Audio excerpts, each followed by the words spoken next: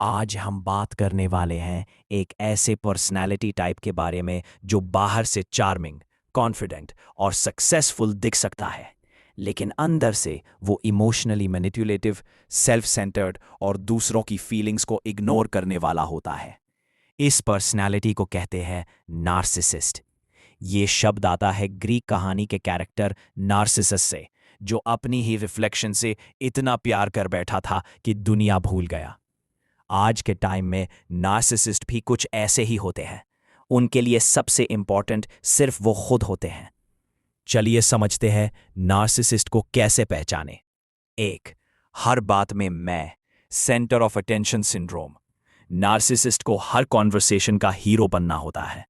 अगर आप अपनी प्रॉब्लम शेयर करोगे, वो तुरंत बात को अपनी तरफ घुमा देगा। आप, मुझे ऑफिस में स्ट्रेस हो रहा है। वो, अरे मेरे साथ तो और भी बुरा हुआ था। उन्हें एम्पैथी नहीं होती, उन्हें सिर्फ स्पॉटलाइट चाहिए। 2. फेक चार्म, शुरू में परफेक्ट इंसान। नार्सिसिस्ट शुरू में बहुत चार्मिंग होते हैं। वो आपको स्पेशल फील कराएंगे, गिफ्ट्स देंगे, फ्यूचर प्लान्स बनाएंगे। इस फेस को कहते हैं लव बॉम्बिंग। लेकिन जैसे ही उन्हें लगेगा कि आप इमोशनली अटैच्ड हो चुके हो, उनका असली रूप धीरे धीरे सामने आएगा। 3. क्रिटिसिज्म से नफरत। अगर आप उनकी छोटी सी भी गलती पॉइंट आउट कर दो, तो वो या तो गुस्सा हो जाएंगे या आपको ही गलत साबित करने लगेंगे। नार्सिसिस्ट के लिए वो कभी गलत नहीं होते।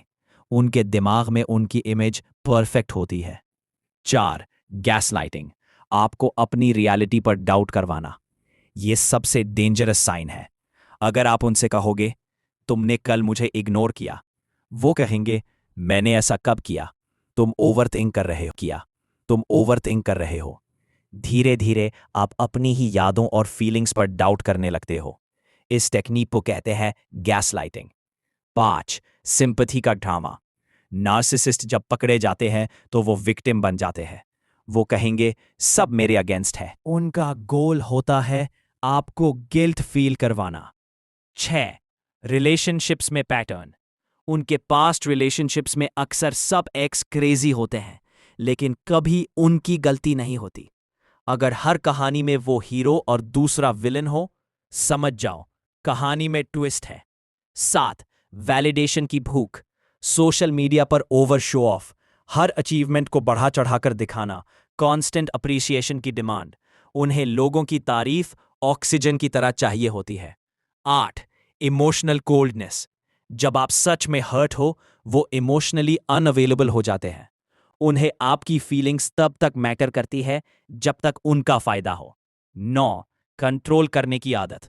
वो चाहते हैं आप कैसे कपड़े पहने, किस से बात करें, क्या पोस्ट करें। धीरे धीरे आपकी फ्रीडम कम होने लगती है। कंट्रोल इक्वल्स पावर, और नार्सिसिस्ट को पावर चाहिए होती है। 10. अपॉलॉजी सिर्फ वर्ड्स में। कभी कभी वो सॉरी बोलेंगे, लेकिन उनके एक्शंस कभी चेंज नहीं होंगे। उनका सॉरी सिर्फ सिचुएशन कंट्रोल करने का टूल होता है। Psychological insight, deep tone. हर नार्सिसिस्ट बुरा इंसान नहीं होता। कुछ लोगों में नार्सिसिस्टिक ट्रेट्स होते हैं क्योंकि बचपन में उन्हें या तो ओवर प्रेज मिला होता है या फिर बिल्कुल भी इमोशनल वैलिडेशन नहीं मिला होता।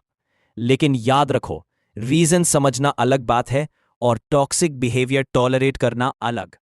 सबसे इंपॉर्टेंट सवाल, अगर आप किसी के साथ हो और आपको लगता है आप हमेशा गलत हो, आप अपनी पर्सनैलिटी लूज कर रहे हो, आपको उनसे डर लगने लगा है, आप खुश कम, एंग्शियस ज्यादा रहते हो, तो प्रॉब्लम शायद आप नहीं, वो हो सकते हैं। क्या करें? बाउंड्रीज सेट करो, इमोशनल डिस्टेंस रखो, एविडेंस लिखो ताकि गैसलाइटिंग का असर कम हो, ट्रस्टेड लोगों से बात करो, जरूरत पड़े तो प्रोफेशनल हेल्प लो। नार्सिसिस्ट को चेंज करना आपका काम नहीं है। अपनी मेंटल पीस प्रोटेक्ट करना आपकी जिम्मेदारी है। Final powerful message, intense tone. याद रखो, नार्सिसिस्ट आपको तब तक कंट्रोल करता है जब तक आप उसे परमिशन देते हो। जिस दिन आप इमोशनली डिटैच हो गए, उस दिन उनकी पावर खत्म।